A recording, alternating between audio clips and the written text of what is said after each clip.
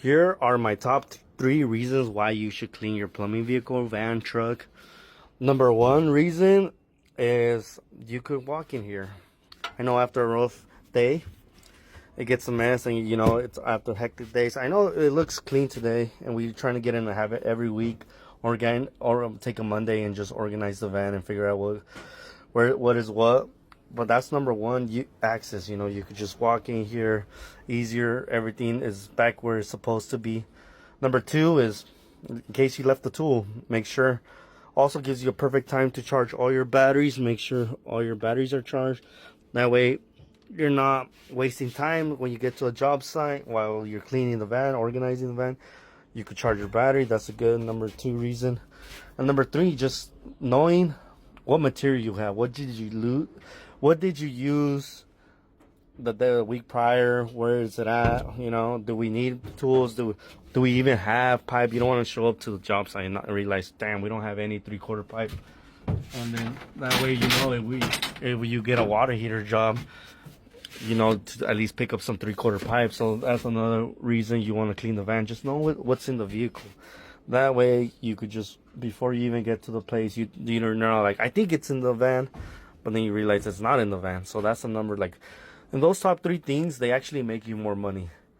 So when you know what's in your van, and you know exactly what you have in there, and you go open and you know that you have one coupling of 1.25 inch, and you get a job that's 1.25 inch, you know what to order.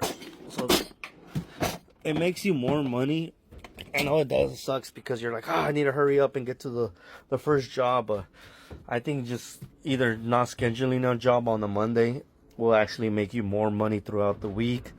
Because then you know if you left the tool behind, if you're missing material. You'll also know you probably didn't invoice on a Friday. You're like, well, what material do we use? Because material is getting way more expensive. Well, it used to be $20-$30 a material. Now it's like $80 a material. So now you're like, well, then now you could look at what you did and be like, we use this tool, did we use this, we use that, and then bill properly. Because I'm pretty sure on a Friday no one's invoicing unless you just invoicing. Like I said, another thing, just knowing what's in here material wise, so you're spending less time.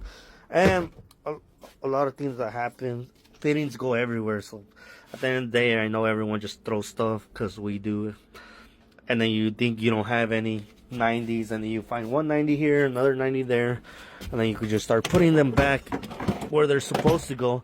So next time when which happened to me on Saturday, but it wasn't on this vehicle, I didn't have ProPress caps, so I had to solder a cap and then with the coupling. And I know some of you are like, well, why don't you just solder the pipe? It's because there's this thing called water, and then when you heat up a pipe, it creates steam, and then I already know it's just easier to just ProPress. So I didn't have ProPress caps, so just keep a track of like what you use. And I'm telling you, just organizing everything will make you more money long term, but short term, I know it sucks. We're just getting in the habit of knowing what we have, so we don't have to run to the store, which is gonna either make us more money or make the customer, maybe he's gonna not think you're scamming them because you went to the Home Depot 5 times because you thought you had it, and then you realize you don't. You spent 20, 30, 40 minutes looking for it, you didn't have it. Then you have to drive to Home Depot, and the customer, what they see, they just see you going in and out, and they time you. They're like, they've been out for like 45 minutes, and then they come in, they're like, oh, we got to go to Home Depot or go to the supply store. And then they see you leave, and then they're like, you give them a bill, they're like, $900, and they're like, this guy was only here for an hour, but they didn't see you going back and forth, and they're gonna think you're scamming them. You're like, well, yeah, you have to charge $900 because of your inefficiency. And those things matter, because I know some people want to be like, oh, at that point you do have to charge $900 because you spent 6-7 hours to do that job. But if you could get that the price down and still charge $900, they're gonna be happy, because they're gonna be like, well, he was charging appropriately. You could charge $500-$600 and do it in less time and do other jobs, and they'll be happy because they're like, well, this guy wasn't fucking around. He was here, getting the stuff done. When he did go out to the van, he came right back because you found what you were looking for. And that's the most important. They're gonna be like, well, yeah, he wasn't messing around. He got the job done, and they'll be happy to pay you $500-600. They'll be mad to pay you $900 because you went back and forth to Home Depot. And like I said, a business is nothing with customers. So you could have this truck fully equipped with the newest Pro Press gun, the newest high output batteries that we have. I've seen on other people that don't like to invest on their batteries. We spend a lot of money on having the best, most powerful tools for efficiency wise, and that's why we could charge the way we charge, because we have the most latest and newest technology. And I'll throw you a bonus.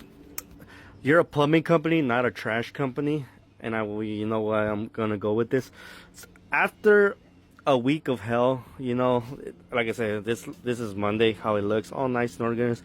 I know by Friday this place is gonna be a trash company. And what I mean by that, if we have to break drywall, we have to break concrete, we have to do stuff, all the trash, sometimes the customers doesn't want you to leave trash in their property, so they're like, can you remove it? And you're like, okay. So you put it, next thing you know, you got 10 black trash bags full of trash.